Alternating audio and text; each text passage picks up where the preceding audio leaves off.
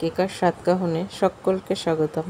আশা করি তোমরা সবাই খুব ভালো আছো, আমরাও ভালো আছি। আজ বানাবো মিক্স সবজি বা পাঁচমিশালি সবজি। তাহলে আসো দেখে নিই আমি কিভাবে বানাচ্ছি। মিক্স সবজি করার জন্য এখানে নিয়ে নিয়েছি সুন্দর করে আলু কেটে পরিষ্কার করে, আর নিয়েছি বিট, গাজর, আর নিয়েছি পটল আর কুমড়ো। কড়াইতে তেল গরম করে দিয়ে দিয়েছি শুকনো লঙ্কা ফোড়নে, আর এখন দিয়ে দেব পাঁচফোড়ন।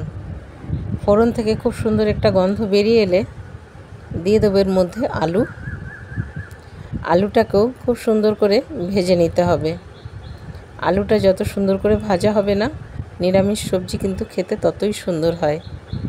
দেখো খুব সুন্দর করে আলুর গায়ে রং ধরিয়ে নিয়েছি, আর এখন এর মধ্যে দিয়ে দেব বিট আর গাজর। এই সবজিগুলো সফট হতে একটু সময় লাগে, সেই জন্য এগুলো আগে দিয়ে একটু ভালো করে ভেজে নিচ্ছি, আর যেগুলো কম জাল লাগবে সেগুলো পরে দেব।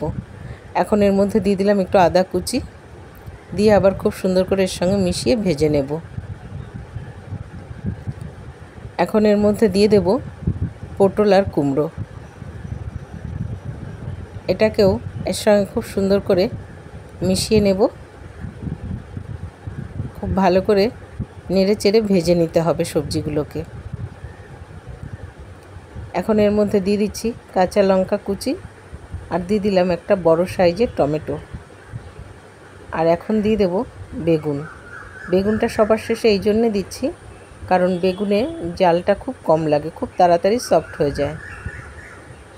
আর এখন দিয়ে দিচ্ছি স্বাদ অনুযায়ী নুন, আর দিয়ে দেব জিরে পাউডার,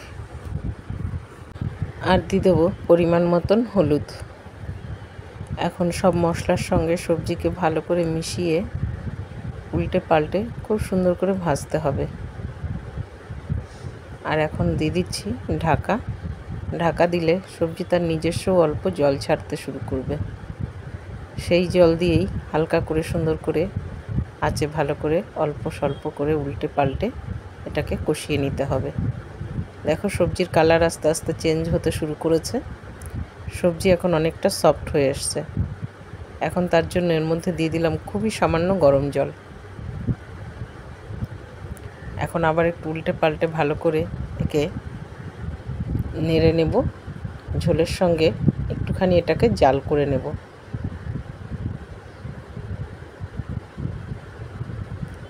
দেখো কত সুন্দর কালার এসে গেছে।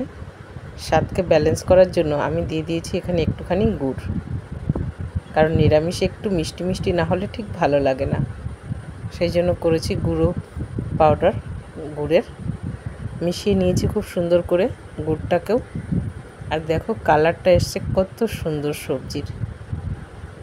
এরকম নিরামিষ সবজি গরম ভাতের সঙ্গেও যেমন ভালো লাগে, নর্মাল রুটির সঙ্গেও কিন্তু খুব ভালো লাগে।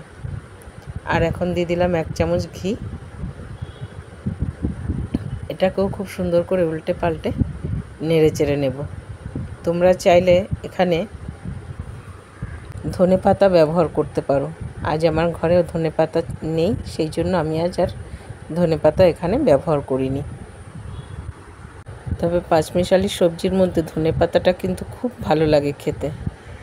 তবে অসুবিধা নেই, এখানে ঘি দিয়েছি, ঘির জন্যই এই সবজিটা খুব সুন্দর লাগবে খেতে।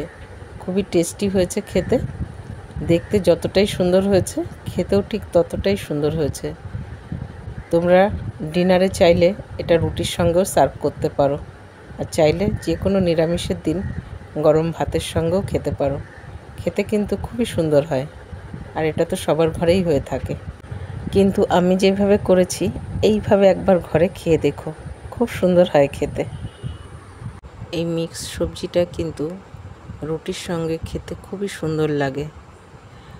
আর তোমরা যারা হেলথ কনসার্নস নিয়ে চিন্তা করো যে রুটি রাত্রে নিতে চাও না, তাহলে তোমরা কিন্তু ডিনারে এটা শুধু সবজিটাকেও নিতে পারো। এটা খেলেও কিন্তু পেট অনেকক্ষণ ভরা থাকে, আর এটা একটা খুব হেলদি সবজি, খেতে কিন্তু খুবই টেস্টি। আর আমার দেওয়া ভিডিও তোমাদের যদি ভালো লেগে থাকে তাহলে লাইক শেয়ার কমেন্টস করতে কিন্তু ভুলো না। তাহলে আজ এখানেই শেষ করছি। সবাই ভালো থাকবে, সুস্থ থাকবে। দেখা হবে পরের আরেকটি ব্লগে।